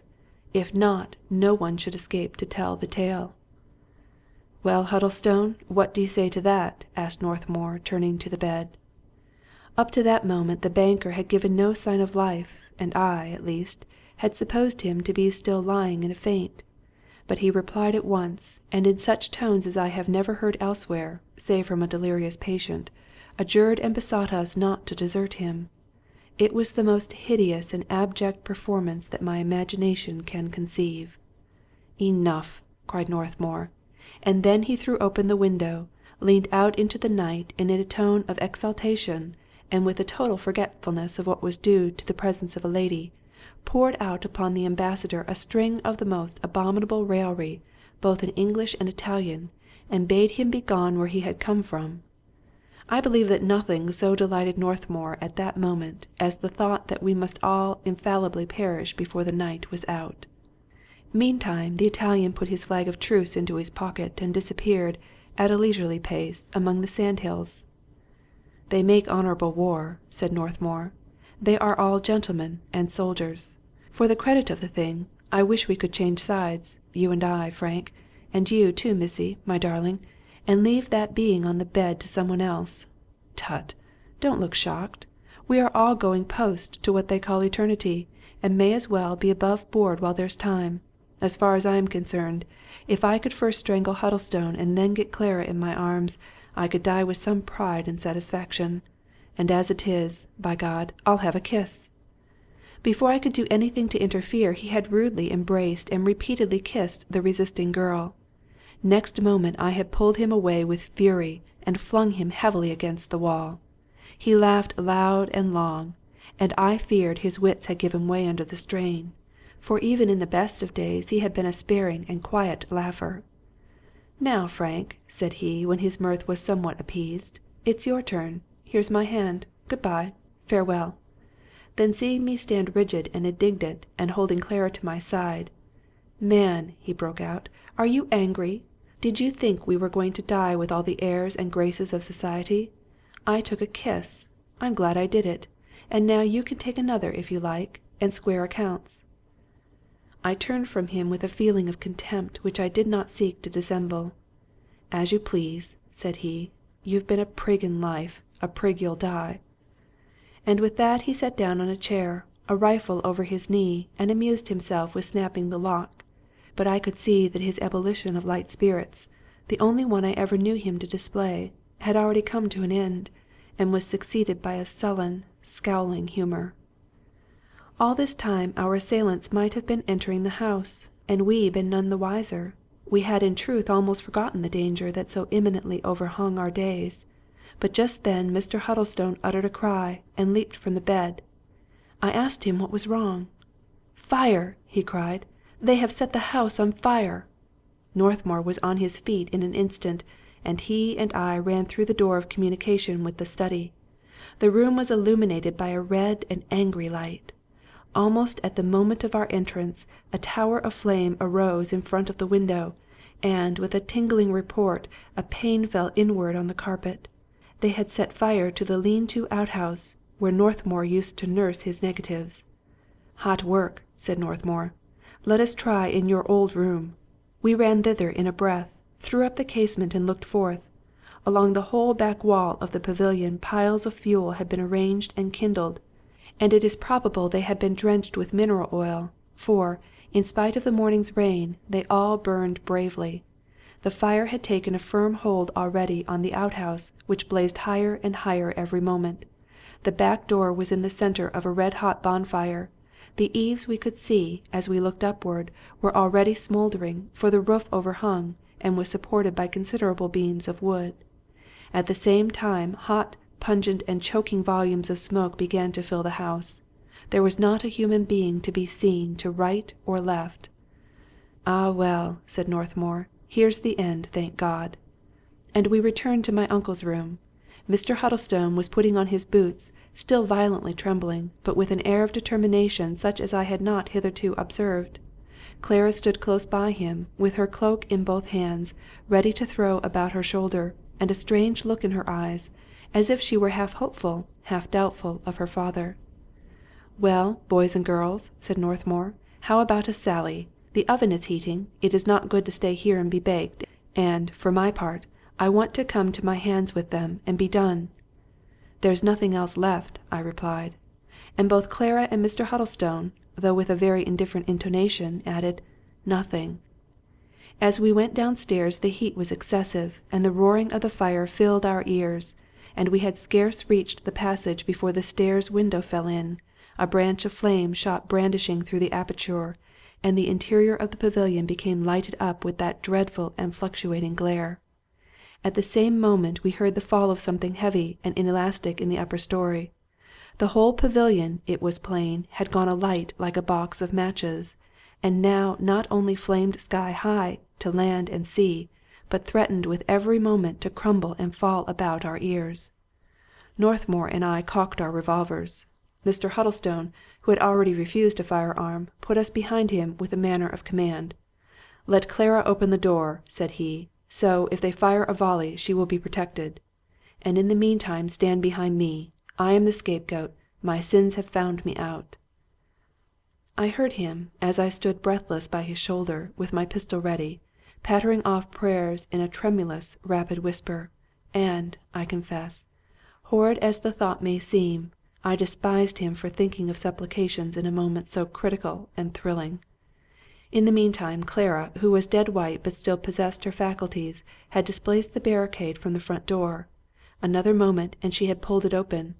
Firelight and moonlight illuminated the links with confused and changeful lustre, and far away against the sky we could see a long trail of glowing smoke. Mr. Huddlestone, filled for the moment with a strength greater than his own, struck Northmour and myself a black-hander in the chest, and while we were thus for the moment incapacitated from action, lifting his arms above his head like one about to dive, he ran straight forward out of the pavilion. "Here am I," he cried, "Huddlestone. Kill me and spare the others." His sudden appearance daunted, I suppose, our hidden enemies, for Northmour and I had time to recover, to seize Clara between us, one by each arm, and rush forth to his assistance ere anything further had taken place. But scarce had we passed the threshold when there came near a dozen reports and flashes from every direction among the hollows of the links.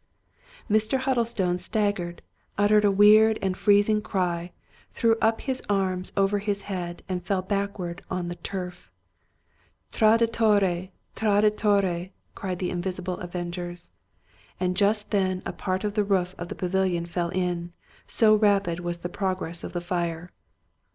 A loud, vague, and horrible noise accompanied the collapse, and the vast volume of flame went soaring up to heaven. It must have been visible at that moment from 20 miles out at sea, from the shore at Graden Wester, and far inland from the peak of Greysteel, the most eastern summit of the Clodder Hills. Bernard Huddlestone, although God knows what were his obsequies, had a fine pyre at the moment of his death. 9. I should have the greatest difficulty to tell you what followed next after this tragic circumstance. It is all to me, as I look back upon it, mixed, strenuous, and ineffectual, like the struggles of a sleeper in a nightmare.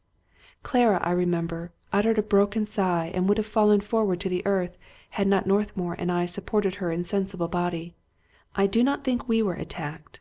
I do not remember even to have seen an assailant, and I believe we deserted Mr. Huddlestone without a glance.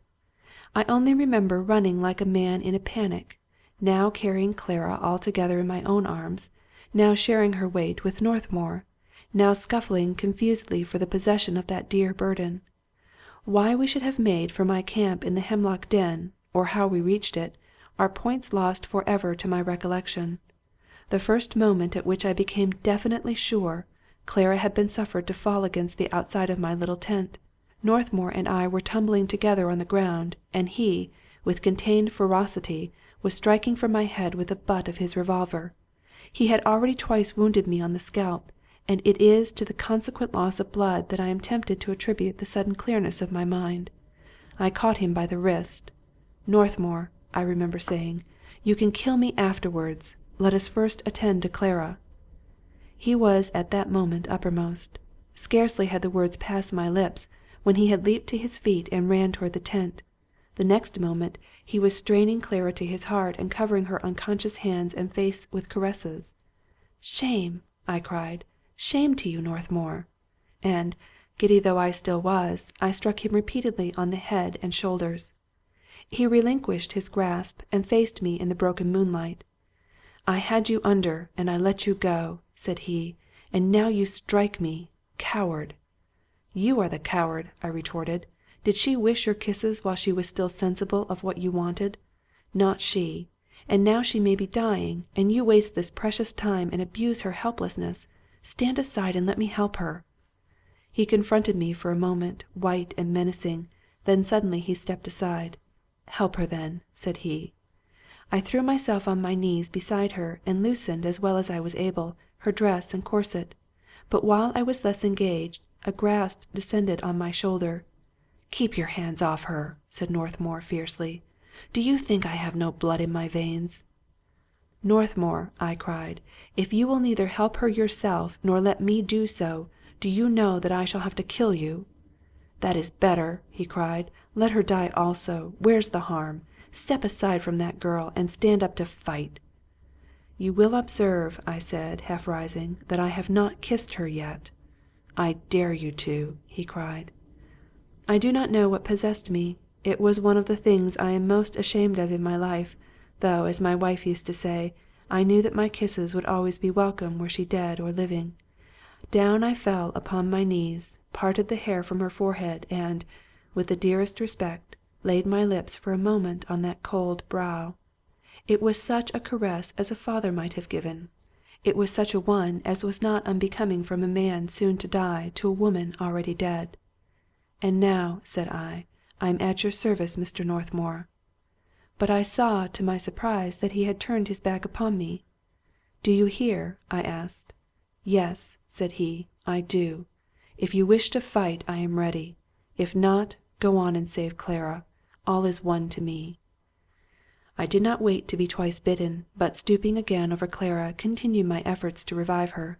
She still lay white and lifeless. I began to fear that her sweet spirit had indeed fled beyond recall, and horror and a sense of utter desolation seized upon my heart. I called her by name with the most endearing inflections. I chafed and beat her hands. Now I laid her head low, now supported it against my knee, but all seemed to be in vain, and the lids still lay heavy on her eyes. "Northmour," I said, "there is my hat. For God's sake, bring some water from the spring." Almost in a moment he was by my side with the water. "I have brought it in my own," he said. "You do not grudge me the privilege." "Northmour," I was beginning to say, as I laved her head and breast, but he interrupted me savagely. "Oh, you hush up," he said. "The best thing you can do is to say nothing." I had certainly no desire to talk, my mind being swallowed up in concern for my dear love and her condition. So I continued in silence to do my best toward her recovery, and when the hat was empty, returned it to him with one word, "More." He had, perhaps, gone several times upon his errand, when Clara reopened her eyes. "Now," said he, "since she is better, you can spare me, can you not? I wish you good night, Mr. Cassilis." And with that he was gone among the thicket. I made a fire, for I now had no fear of Italians, who had even spared all the little possessions left in my encampment; and, broken as she was by the excitement and the hideous catastrophe of the evening, I managed, in one way or another, by persuasion, encouragement, warmth, and such simple remedies as I could lay my hand on, to bring her back to some composure of mind and strength of body. Day had already come when a sharp "Psst!" sounded from the thicket. I started from the ground, but the voice of Northmour was heard, adding, in the most tranquil tones, "Come here, Cassilis, and alone. I want to show you something." I consulted Clara with my eyes, and, receiving her tacit permission, left her alone, and clambered out of the den. At some distance off I saw Northmour leaning against an elder, and as soon as he perceived me, he began walking seaward. I had almost overtaken him as he reached the outskirts of the wood. "Look," he said, pausing. A couple of steps more brought me out of the foliage. The light of the morning lay cold and clear over that well-known scene. The pavilion was but a blackened wreck. The roof had fallen in, one of the gables had fallen out, and, far and near, the face of the links was cicatrized with little patches of burnt furze. Thick smoke still went straight upward in the windowless air of the morning, and a great pile of ardent cinders filled the bare walls of the house like coals in an open grate. Close by the islet a schooner yacht lay to, and a well-manned boat was pulling vigorously for the shore. "The Red Earl!" I cried. "The Red Earl 12 hours too late." "Feel in your pocket, Frank. Are you armed?" asked Northmour. I obeyed him, and I think I must have become deadly pale. My revolver had been taken from me. "You see, I have you in my power," he continued. "I disarmed you last night while you were nursing Clara, but this morning— Here, take your pistol." "No, thanks," he cried, holding up his hand. "I do not like them. That is the only way you can annoy me now." He began to walk forward across the links to meet the boat, and I followed a step or two behind. In front of the pavilion I paused to see where Mr. Huddlestone had fallen, but there was no sign of him, nor so much as a trace of blood. "Graden Floe," said Northmour. He continued to advance till we had come to the head of the beach. "No farther, please," said he. "Would you like to take her to Graden House?" "Thank you," replied I. "I shall try to get her to the minister at Graden Wester." The prow of the boat here grated on the beach, and a sailor jumped ashore with a line in his hand. "Wait a minute, lads," cried Northmour, and then lower and to my private ear, "You had better say nothing of all this to her," he added. "On the contrary," I broke out, "she shall know everything that I can tell." "You do not understand," he returned, with an air of great dignity.